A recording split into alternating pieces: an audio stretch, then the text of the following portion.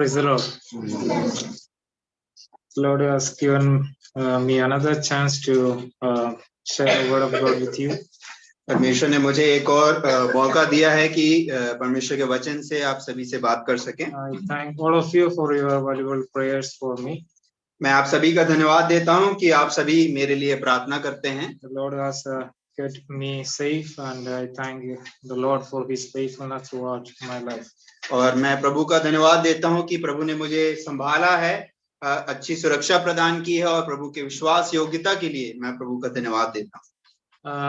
As we enter a new year, हम जैसे एक नए साल में प्रवेश कर चुके हैं, and we try to bring a new series of Bible study throughout the Sundays of the beginning Sundays of this year.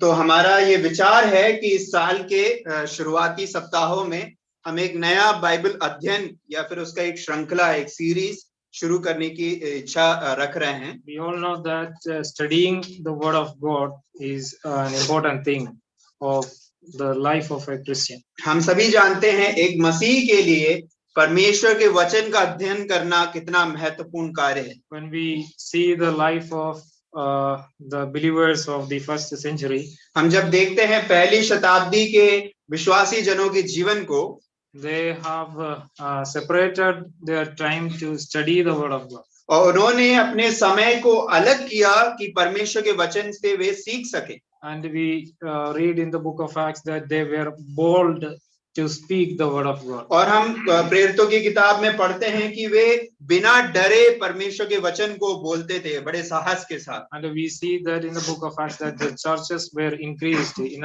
another verses we read that the churches were multiplied. और हम देखते हैं प्रेरितों की काम की किताब में कि किस रीति से कलीसिया बढ़ती गई और उनकी गिनती में जो है बढ़ाव आता गया।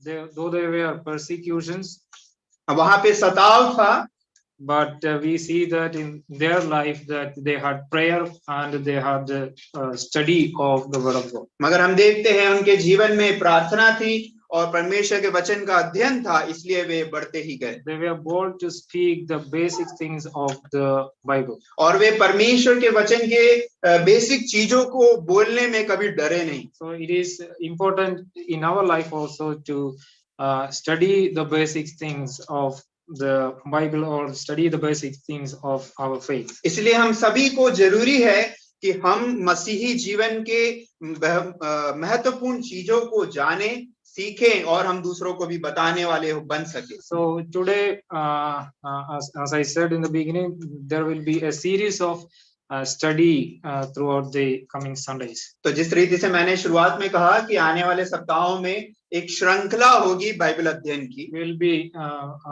looking into the basic things of our faith. और हम अपने विश्वास के कुछ महत्वपूर्ण बातों को, कुछ जरूरी बातों को सीखने की कोशिश करेंगे। We will be studying about the sin. हम पाप के बारे में सीखेंगे। We will be studying about salvation. हम उद्धार के बारे में सीखेंगे। We will be studying the importance of church. और हम कलीसिया की महत्वता के बारे में सीखेंगे। We will be studying about baptism. We will be studying about Lord's Supper. हम बपतिस्मा के बारे में सीखेंगे, प्रभु भोज के बारे में सीखेंगे। We will be studying about the importance of worship. और हम आराधना की जरूरत या फिर आराधना कितना महत्वपूर्ण है उस विषय पर भी हम सीखेंगे। We will be studying about the studying about the basic things of the Christian life. और एक मसीही जीवन के महत्वपूर्ण बातों को, कुछ बेसिक बातों को हम सीखने की कोशिश करेंगे। So today will be an introduction for that series of Bible study. तो उस श्रृंखला का आज जो है एक इंट्रोडक्शन, एक परिचय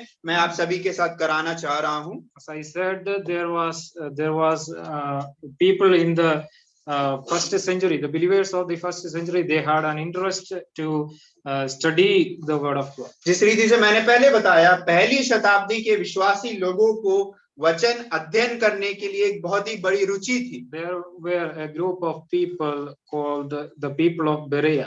हम बेरिया के लोगों के बारे में हम देखते हैं। Can anyone read Acts chapter 17 verse 10? प्रेरितों के काम उसका 17वां अध्याय 10 and 11. उसका 10 और 11 पद कोई पढ़ेगा मेरे लिए, 10 और 11। प्रेरितों के काम 17वां अध्याय 10 और 11। भाइयों ने तुरंत रात ही रात पौलुस और सीलास को बिरिया भेज दिया। हाँ। और वे वहां पहुंचकर यहूदियों के आराधनालय में गए। ये लोग तो थिस्सलुनीके के यहूदियों से भले थे और उन्होंने बड़ी लालसा से वचन ग्रहण किया और प्रतिदिन पवित्र शास्त्रों में ढूंढते रहे कि ये बातें यो ही है कि नहीं। So here we see that they received the word with all readiness and searched the scripture daily to find out whether these things were so. हम यहाँ उसके 11वें पद में पढ़ते हैं कि ये लोग तो थिस्सलुनीके के यहूदियों से भले थे और उन्होंने बड़ी लालसा से वचन ग्रहण किया और प्रतिदिन पवित्र शास्त्रों में ढूंढते रहे कि ये बातें यूं ही है कि नहीं। So they had a mind to study the word of God. और उनका एक ऐसी मनसा थी कि वे परमेश्वर के वचन को सीखना चाहते थे। Not only hearing the word of God, they went and searched the scriptures. Those things were the true or not. उन्होंने परमेश्वर के वचन को सिर्फ सुना ही नहीं, उन्होंने जाकर ये परखा और ये जांचा, या फिर ये कहना चाहिए वहां पे ढूंढा कि ये जो बातें बोल रहे हैं ये सही है कि नहीं। So we also should be like them. हम भी उन्हीं के समान बनना बहुत ही जरूरी है। We must study the word of God. हमें परमेश्वर के वचन को सीखना है। Also we have to search the things in the scriptures. और हमें पवित्र शास्त्र में उन बातों को ढूंढना भी है। So as we move on to the series of Bible study, जिससे अब हम उस श्रृंखला की ओर आगे बढ़ेंगे। we see what is the importance of studying the word of God in our life. हम तो पहली बात जो हमें सीखना है वो ये है कि बाइबल अध्ययन हमारे मसीही जीवन के लिए महत्वपूर्ण क्यों है। So I would like to bring an example from the Old Testament. पुराने नियम से मैं एक उदाहरण आप सभी के सामने लेकर आना चाहता हूँ। We all know about this person very well. हम सभी इस व्यक्ति के बारे में बहुत अच्छे से जानते So हैं। we'll look into the book of Ezra, chapter 7. हम सभी निकालेंगे इस एज्रा की किताब उसका 7वां अध्याय। Ezra chapter, anyone read Ezra chapter 7 and verse 10. कोई पढ़ सकता है एज्रा की किताब उसका 7वां अध्याय उसका 10वां पद। एज्रा 7 उसका 10। क्योंकि एज्रा ने यहोवा की व्यवस्था का अर्थ जान लेने और उसके अनुसार चलने और इजराइल में विधि और नियम सिखाने के लिए अपना मन लगाया था। We see that for Ezra had prepared his heart to seek the law of the Lord and to do it and to teach statutes and ordinances in Israel. हम यहाँ पर देखते हैं एज्रा ने यहोवा की व्यवस्था को सीखने और उसके अनुसार चलने और दूसरों को सिखाने के लिए अपने मन को लगाया। Why I have chosen this verse as we start a new series? जब हम नई श्रृंखला शुरू कर रहे हैं तो मैंने ये पद को क्यों चुना है?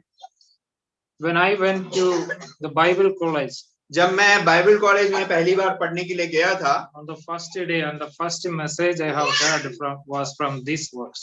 जो पहला संदेश या फिर जो पहली बात जो मैंने सुना था वो इस पद से था। The message was from the life of Ezra.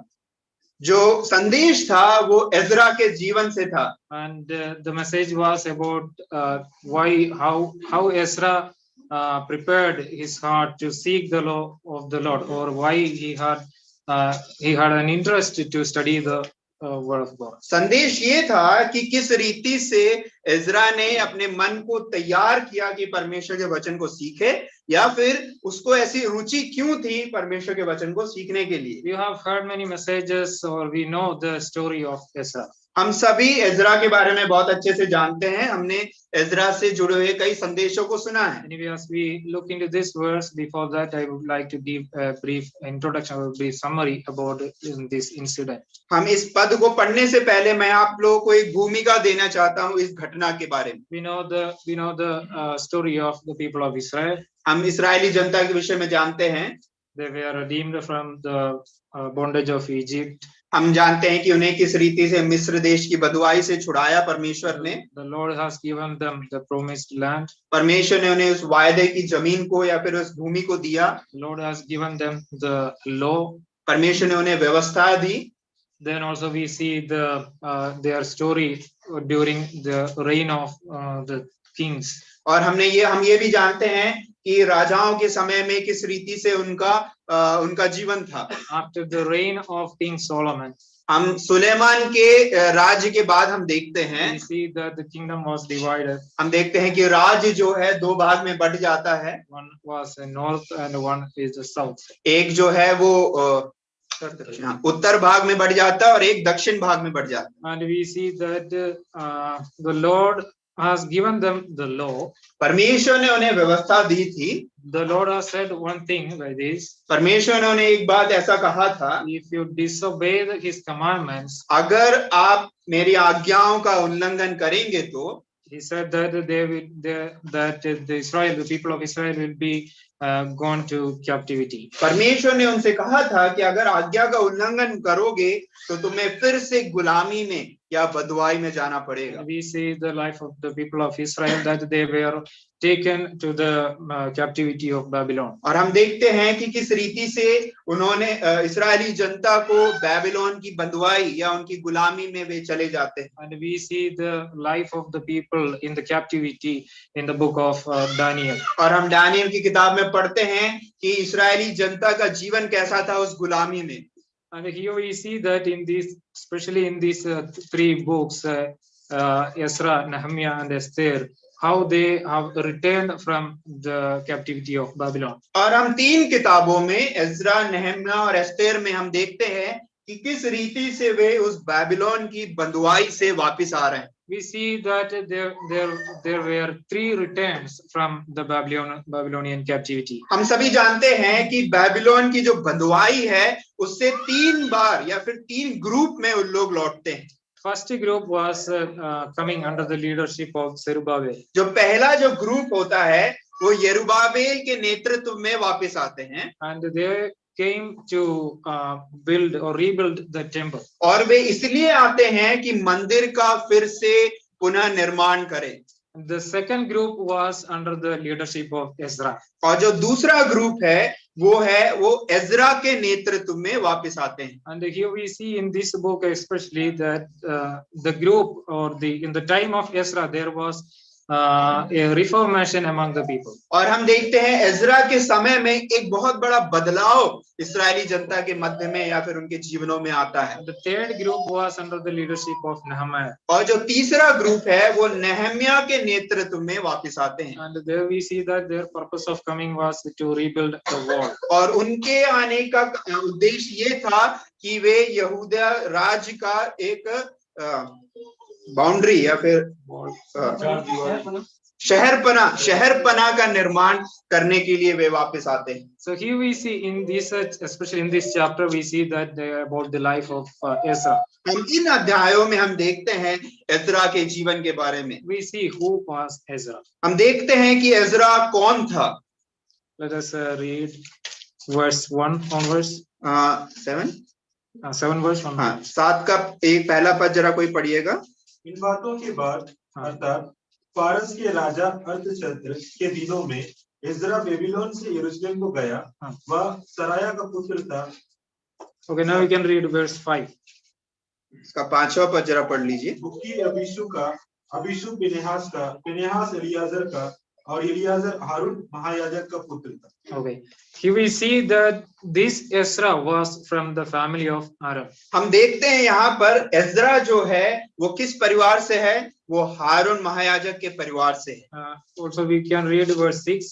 हम उसका 6वां पद भी जरा पढ़ लेते हैं। यही एज्रा मूसा की व्यवस्था के विषय जिसे इस्राएल के परमेश्वर यहोवा ने दी थी निपुण शास्त्री था। उसके परमेश्वर यहोवा की कृपा दृष्टि जो उस पर रही, इसके कारण राजा ने उसका मुंह मांगा वर दे दी। Shastri, he was a scribe. यहाँ पर हम देखते हैं एज्रा जो है एक शास्त्री था। Now also can read verse 11. अब उसका 11 पद जरा पढ़ लीजिए। जो चिट्ठी राजा अर्थशस्त्र ने राजा एज्रा याजक और शास्त्री को दी थी, जो यहोवा की आज्ञाओं के वचन।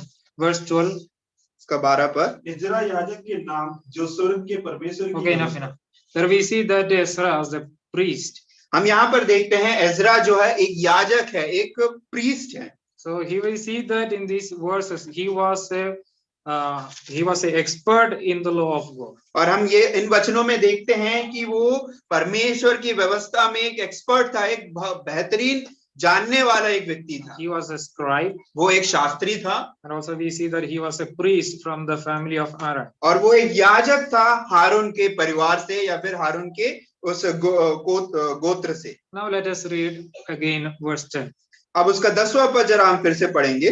क्योंकि एजरा ने यहोवा की व्यवस्था का अर्थ जान लेने और उसके अनुसार चलने और इस्राएल में विधि और नियम सिखाने के लिए अपना मन लगाया. So this Ezra prepared his heart to seek the law of the Lord. तो यहाँ पर हम देखते हैं एजरा ने अपने मन को तैयार किया या अपना मन को लगाया कि परमेश्वर के वचन को जान ले और सीख ले. So he was an expert in the law. वो एक परमेश्वर की व्यवस्था में एक विपुण एक व्यक्ति था. So he understood what is the importance of studying the law of the Lord. इसलिए उसे पता था कि परमेश्वर के वचन को सीखना या फिर पढ़ना इतना जरूरी क्यों है. As I said, when the people came under the leadership of Ezra, there was a reformation happened. जिस रीति से मैंने पहले बताया, जो एजरा के साथ आए थे और उन सबने मिलकर और इस यहूदा गोत्र में या फिर यहूदा के राज्य में एक बहुत बड़ा बदलाव आता है एजरा के नेतृत्व में. रिवाइवल. हाँ, एक रिवाइवल या फिर बेदारी, यस, या एक बेदारी आ जाती है उनके मध्य में. So in order to reform these people, in order to change these people, Ezra had to teach the law to these people. Ezra उन लोगों को परमेश्वर का वचन इसलिए सिखाने लगा क्योंकि वो उनके जीवन को या बदलना चाहता था या उनके मध्य में एक बहुत बड़ा बदलाव या फिर एक बेदारी लेकर आना चाहता था. Before teaching the law to these people, to his people, what he had to do, he had to seek the law, he had to study the law of the Lord. उन्हें पहले सिखाने से उसे क्या करना है? सबसे पहले उसे खुद वचन को देखना है, जांचना है और सीखना जरूरी है. So we also want a revival in our churches. इसलिए हमें हमारी कलीसिया में भी एक बेदारी या फिर एक बदलाव की एक बहुत बड़ी जरूरत है. We want a revival in our country. हमें अपने देश में एक बेदारी की जरूरत है. So in order to do that, we have to teach the people. और अगर हमें अपने देश में या फिर हमारी कलीसिया में बेदारी लाना है तो हमें उन्हें सिखाना बहुत जरूरी. So before teaching the people, what we need to do? सिखाने से पहले हमें क्या करना है? We have to study. और हमें उस सबसे पहले पढ़ने की या फिर सीखने की जरूरत है. After studying, what we have to do? सीखने के बाद हमें क्या करना है? Practice, to practice. उसे हमें लागू करना है, अपने जीवन में उसे प्रायोगिक रूप से लागू करना है. So first we have to study the word of God. सबसे पहले हमें वचन को पढ़ना है. Then we have to practice it in our life. उसे हमें अपने जीवन में लागू करना है. Then we have to teach to the other people. उसके बाद हमें दूसरों को सिखाना है. So as we start a new series of Bible study, इसलिए जब हम एक नई श्रृंखला, एक नई सीरीज को शुरू कर रहे हैं परमेश्वर के वचन अध्ययन का, the first thing we will be studying the basic things of our faith. तो जो है हम सबसे पहले अपने विश्वास के कुछ बेसिक बातों को हम सीखने की कोशिश Then we करेंगे. will be practicing it in our life. उसके बाद हम उन्हें अपने जीवन में लागू करने की कोशिश Then we करेंगे. will be teaching to the other people. उसके बाद हम दूसरों को सिखाने की कोशिश करेंगे. Here Ezra had prepared his heart to seek the law of the Lord, or to study the law of the Lord. यहाँ पर हम देखते हैं एजरा ने अपने मन को तैयार कर लिया कि वो परमेश्वर के वचन को सीखे. What is the word in Hindi? Prepared his heart. Here in Hindi. Verse 10. Verse 10. क्योंकि एजरा ने यह लगाया था. Man लगाया. Set his heart. In English it is prepared his heart. या इंग्लिश में हम देखते हैं उसने अपना मन को तैयार किया. How can we prepare our heart to seek the Lord? हम अपने मन को How can we prepare to study the word of God? हम अपने मन को कैसे तैयार कर सकते हैं परमेश्वर के वचन को सीखने के लिए? कैसे कर सकते हैं? Okay, we can pray. Right? हम प्रार्थना के द्वारा उसको कर सकते हैं. We can study with a prayerful heart. हम एक प्रार्थना के मन के साथ परमेश्वर के वचन को सीख सकते हैं. Here I said Ezra was a priest. हम यहाँ पर देखते हैं इज़रा जो एक याजक था and he was a scribe. और वो एक शास्त्री भी था। That means he was so close to the law of the law. उसका मतलब ये है कि वो परमेश्वर की व्यवस्था से बहुत ही करीब था। As we read in verse 11 that he was expert in the words of the commandments of the law. और यहाँ पर हम देखते हैं उसके 11वां पद में कि वो यहोवा की आज्ञाओं के और वचनों में एक शास्त्री या फिर एक विपुण एक व्यक्ति था, निपुण एक व्यक्ति था। So he was expert, yet he wants to prepare his heart to see or to study the law of the law. हम देखते हैं इज़रा जो है एक निपुण व्यक्ति था परमेश्वर के वचन में, मगर फिर भी उसने अपने मन को लगाया परमेश्वर के वचन को और सीखने के लिए। So we may be knowing many things about the Bible, about the Christian faith. हम मसीही विश्वास के बारे में बाइबल से बहुत सारी बातें जानते होंगे, हम निपुण होंगे परमेश्वर के वचन में। We may be thinking that we are expert in the word of God. हम सोचते होंगे कि हम परमेश्वर के वचन में बहुत निपुण हैं। But from the life of Ezra, we see one thing that he had prepared his heart. So we also must be preparing our hearts to study the word of God more and more. तो हम यहाँ पर देखते हैं इज़रा के जीवन से या फिर उसके जीवन से हम ये सीख सकते हैं कि किस रीति से वो निपुण होने के बावजूद भी उसने परमेश्वर के वचन को और अधिक सीखा। इसलिए हमें भी अपने मन को लगाना है कि हम प्रभु के वचन को और अधिक मात्रा में सीख सकें। That means obtaining a complete knowledge about the word of God. इसका मतलब ये है कि परमेश्वर के वचन का पूर्ण ज्ञान हमें प्राप्त करना। So we can also read one verse from the New Testament. We all know that 2 Timothy chapter 3 verse 16. हम नया नियम के एक पद को पढ़ेंगे, दूसरा तीमोथी उसका 3रा अध्याय उसका 16 पद। पवित्र शास्त्र परमेश्वर की रचना से रचा गया है और उपदेश और समझाने और सुधारने और धर्म की शिक्षा के लिए लाभदायक है। 17 ताकि परमेश्वर का जन सिद्ध बने और हर एक भले काम के लिए तत्पर हो। So here we see that all scripture is given by inspiration of God, and in the verse 17 we read that it is profitable that the man of God may be complete. हम 17वें पद में देखते हैं कि परमेश्वर का जन सिद्ध बन जाए। So it is an important thing that the word of God, to study the word of God is an important thing in our life, that we may be complete. हम समझ सकते हैं इन पदों से कि हमें परमेश्वर के वचन का अध्ययन इसलिए करना है कि हम परमेश्वर के वचनों में क्या बन जाए, सिद्ध बन जाए, या फिर परमेश्वर का जन सिद्ध बन जाए। So the scripture is given in our hands. परमेश्वर ने अपने वचनों को हमें हमारे हाथों में दिया है। So it is our responsibility to prepare our hearts to study that word. इसलिए हमारा ये उत्तरदायित्व बनता है कि हम अपने मनों को तैयार करें कि परमेश्वर के वचनों को हम सीखें। So as we enter to a new series of Bible study, इसलिए जब हम एक नई श्रृंखला में दाखिल होने जा रहे हैं, let us prepare ourselves to study the word of God. हम अपने आप को या फिर अपने मनों को तैयार करें कि हम परमेश्वर के वचनों को सीखें। So second thing from the life of Ezra, we see that he prepared his heart to do the law of God, to practice the law of the Lord. दूसरी बात जो इज़रा के जीवन से हम देखते हैं कि जो दूसरी बात उसने किया कि जो उसने सीखा वो उसने अपने जीवन में लागू किया या उसको प्रैक्टिस में लेके आया। He prepared his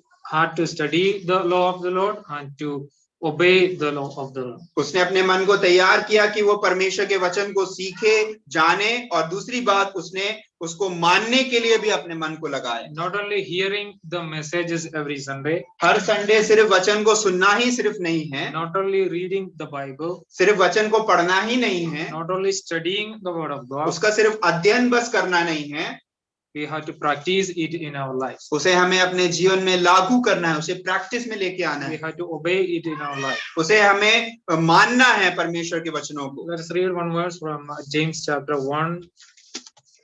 याकूब की पुस्तक उसका पहला अध्याय हम निकालेंगे। Verse 22. जेम्स 1:22, याकूब पहला अध्याय उसका 22वां पद। परंतु वचन पर चलने वाले बनो और केवल सुनने वाले ही नहीं जो अपने आप को धोखा देते हैं। Okay, verse 26. यदि कोई अपने आप को भक्त समझे और अपनी जीभ पर लगाम ना दे पर अपने हृदय को धोखा दे तो उसकी भक्ति व्यर्थ। Okay, I wanted to read these verses that we see. We all know these verses are familiar to all of us. We read that do not be hearers of the word only, but we have to be the doers of the word. हम इन वचनों को बहुत अच्छी रीति से जानते हैं। हम यहाँ पर 22वें पद में पढ़ते हैं कि हम केवल सुनने वाले ही नहीं मगर वचन पर चलने वाले बनना है। So not only studying or not only hearing the word of God, but we have to obey the word of God. हमें सिर्फ वचन का सुनने वाला या फिर पढ़ने वाला ही नहीं मगर उस पर चलने वाला, उसको अपने जीवन में लागू करने वाला भी बनना है। Then we will be a complete being, or complete man. तब हम एक सिद्ध जन बन जाते हैं परमेश्वर के लिए। So the second thing from the life of Ezra was that he set his heart, or he prepared his heart to practice the law of the Lord. तो दूसरी बात हम इज़रा के जीवन से हम ये सीखते हैं कि उसने अपने मन को लगाया कि वह परमेश्वर के वचन के अनुसार चले और उसको अपने जीवन में लागू करें। Then the third thing he wanted to do in his life was, जो तीसरी बात जो वो अपने जीवन में करना चाहता था वो ये है, to teach statutes and ordinances in Israel. वो इस्राएल में विधि और नियम सिखाने के लिए अपने मन लगाया। So he wanted to teach the law of the Lord to the people of Israel. उसका ये मन था या फिर उसकी इच्छा थी कि वो परमेश्वर के वचन को या फिर नियमों को, परमेश्वर के नियमों को सिखाए। People were in the Babylonian captivity. हम जानते हैं कि इस्राएली जनता या फिर वहां के लोग जो है वो बेबीलोन की बंधुआई में थे। And there were a new generation. और वो एक नई पीढ़ी थी। They were 70 years in the Babylonian captivity. वो बेबीलोन की बंधुआई में 70 साल तक थे। And some of them do not know the law of the Lord. और उनमें से बहुतों को परमेश्वर के वचन के बारे में कोई जानकारी नहीं थी। So Ezra is expert in the law of the Lord. एस्रा जो परमेश्वर के वचन में एक सिद्ध व्यक्ति था, एक निपुण व्यक्ति था। So he wanted to teach the law of the Lord to the people of Israel. उसकी ये इच्छा थी कि वो परमेश्वर के वचन को इस्राएली जनता को सिखाएं। So he prepared his heart to study the law of the Lord. उसने अपने मन को तैयार किया कि परमेश्वर के वचन को सीखें। Then he practiced it in his life. उसके बाद उसने अपने जीवन में उसको लागू किया। Then after that he wanted to teach the law to the people of Israel. और उसके बाद उसने इस्राएली जनता को वो बात सिखाने के लिए अपने मन को लगाया। Then when he taught these laws to the people of Israel, what happened in their lives? जब उसने इन बातों को, इन व्यवस्थाओं को, इन विधियों को उसने इस्राएली जनता को सिखाया तो क्या हुआ? Let us read chapter 10 and verse 1. हम उसका 10वां अध्याय उसका पहला पद जरा पढ़ेंगे। जब इज़रा परमेश्वर के भवन के सामने पड़ा तो रोता हुआ प्रार्थना और पाप का अंगीकार कर रहा था। तब इस्राएल में से पुरुषों, स्त्रियों और बच्चों की एक बहुत बड़ी मंडली उसके पास इकट्ठी हुई और लोग बिलख बिलख कर रो रहे थे। Okay, there we see that the people wept before the Lord. यहाँ पर हम देखते हैं कि लोग रो रहे थे। They confessed their sins. उन्होंने अपने पापों को अंगीकार किया। So they understood what is the law of the Lord. वे समझ गए कि परमेश्वर की व्यवस्था क्या है। So there was a great change in the life of the people of Israel in those times. इस्राएली जनता के जीवनों में एक बहुत बड़ा बदलाव आ जाता है। So if we also want a revival in our churches, in our nation, अगर हम भी अपनी कलीसिया में, अपने देश में एक बहुत बड़ा बदलाव या बेदारी लाना चाहते हैं तो it is our responsibility to teach the basic things of the Christian faith in our churches or in our place. ये हमारा उत्तरदायित्व तो बनता है कि हम अपनी कलीसिया में अपने लोगों को परमेश्वर के वचन के बेसिक बातों को, महत्वपूर्ण बातों को सिखाएं और उन्हें समझाएं। So in order to teach, what is the first thing we have to do? सिखाने के लिए सबसे पहले हमें क्या करना है? We have to study the word of God. हाँ, सिखाने के लिए सबसे पहले हमें स्वयं सीखना है। Then we have to practice it in our own lives. उसके बाद उसे हमें अपने जीवन में लागू करना है। Then we have to teach. उसके बाद हमें सिखाना है। So we are going to enter the first step as we are dealing with the new series of Bible study. और जब हम इस नई श्रृंखला को शुरू कर रहे हैं तो हम अपना पहला कदम इस श्रृंखला में रखने जा रहे हैं। So we are going to study the basic things of the Bible in the coming Sunday. हम परमेश्वर के वचनों के उन बेसिक बातों को आगे के सप्ताह में सीखने की कोशिश करेंगे। It is the word of God wants us to do. It is the word of God wants us to do. परमेश्वर का वचन हमसे क्या चाहता है, उन बातों को हमें देखना है।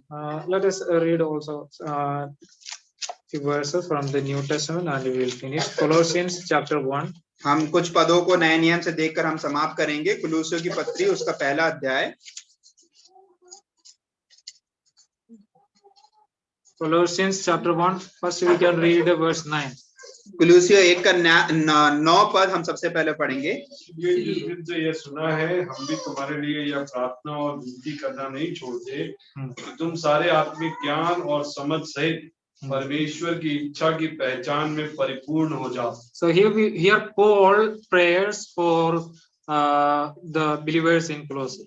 यहाँ पर हम पौलुस जो है हम देखते हैं, पौलुस यहाँ पर कुलूसियों के विश्वासियों के लिए प्रार्थना कर रहा है। Here we see that he says that since the day we heard it, do not cease to pray for it. यहाँ पर हम देखते हैं कि जिस दिन से ये सुना है, हम भी तुम्हारे लिए प्रार्थना और विनती करना नहीं छोड़ते। What is the matter of his prayer?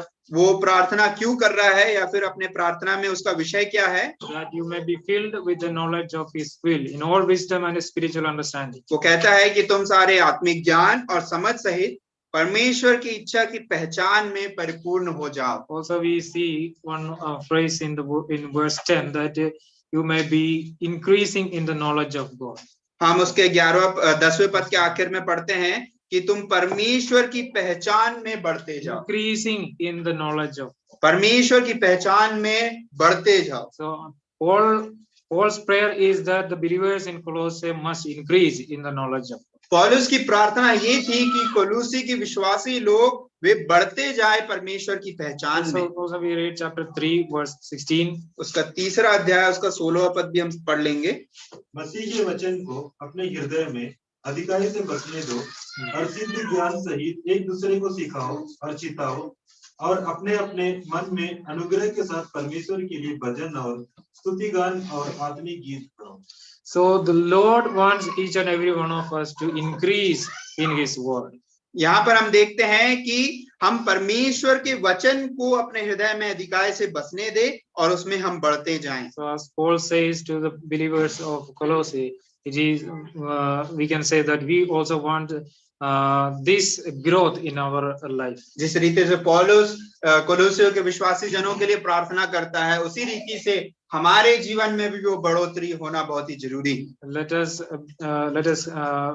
have a growth in our Christian life, increasing in the knowledge of God. हमारे मसीह जीवन में वो बढ़ोतरी हो कि हम प्रभु के ज्ञान में परमेश्वर के उस पहचान में बढ़ते जाएं। So in order to have a growth in our Christian life, let us start with the basic things. और मसीह के उस ज्ञान में बढ़ने के लिए हम परमेश्वर के वचनों को सीखें और उसको अध्ययन करें। So let us study the word. Let us prepare our heart to study the word of God. इसलिए हम अपने मनों को तैयार करें कि हम परमेश्वर के वचनों को सीखें And to practice it in our own lives. और उसे हम अपने जीवन में लागू करें, उस पर चलें।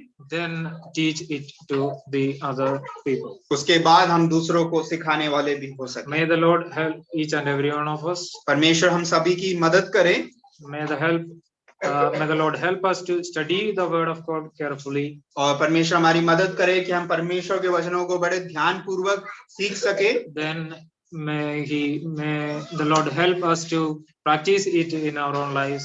और परमेश्वर हमारी मदद करे कि हम उसको अपने जीवन में लागू कर सके, so that we may teach it to the other people. जिसके कारण हम दूसरों को सिखाने वाले भी हो सके। May the name of the Lord be glorified. परमेश्वर के